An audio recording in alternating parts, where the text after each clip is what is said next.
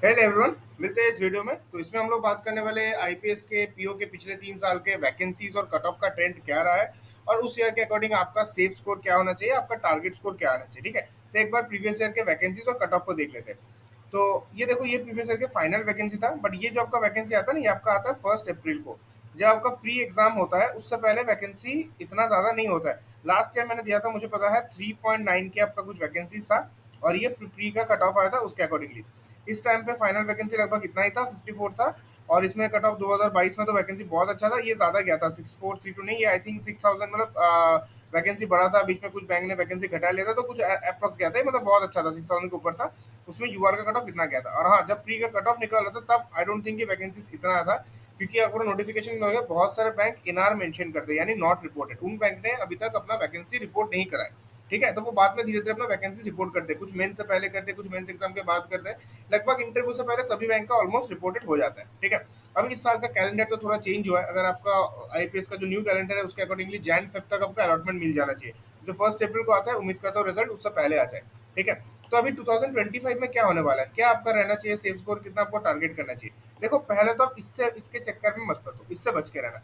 ये जो है ना, ये नॉर्मलाइज कट ऑफ होता है। अभी तक आप लोग जो अगर तैयारी करो, आपको पता चलेगा नॉर्मलाइज स्कोर क्या होता है। मॉक्स दे रहे हो, प्रीवियस से दे रहे हो, नॉर्मलाइज में क्या होता है ना, मान लो एक डिफिकल्ट शिफ्ट आया हुआ है, तो डिफिकल्ट शिफ्ट में आपका, सॉरी हाँ, डिफिकल्ट शिफ्ट मान लेते हैं, या इजी शिफ्ट मान लेते हैं। चलो, इजी शिफ्ट में आपका मान लो 57-60 आपने स्कोर करा है, रॉ पेपर में आपका रॉ स्कोर है।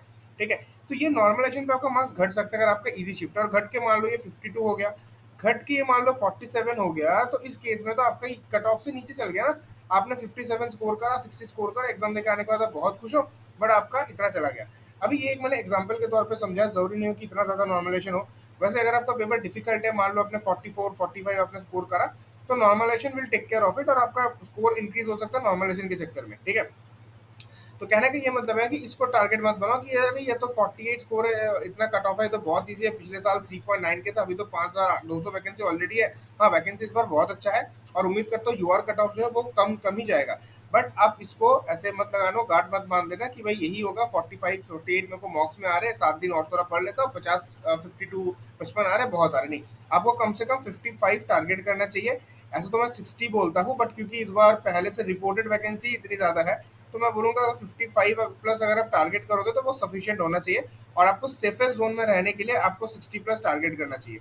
ठीक है, अगर आप 60 प्लस स्कोर कर रहे हो ऑलरेडी प्रीवियस ईयर में मॉक्स में, स्पेशली प्रीवियस ईयर में, तो आप ना सिर्फ आईबीपीएस पीओ, आप आने वाले किसी भी एग्जाम में, जैसे एसबीआई पीओ का तो प्री हो गया, एसबीआई पीओ का मेंस हो गया, फिर जैसे इंश्योरेंस के एग्जाम आ रहे हैं, उसमें वैकेंसीज बहुत कम होते हैं, कंपटीशन होते हैं, तो वहां पे भी आप एक अच्छे जोन में हो।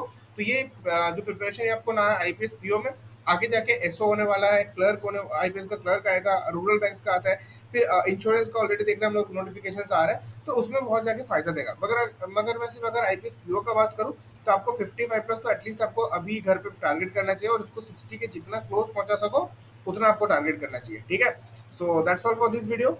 एक हफ्ते मुश्किल से रह गए, आज मतलब 15 तारीख को वीडियो बना रहा हूँ, 24 से आपका शुरू होने वाला है। तो keep preparing, keep working hard, and मिलते हैं अगले वीडियो में। Bye bye.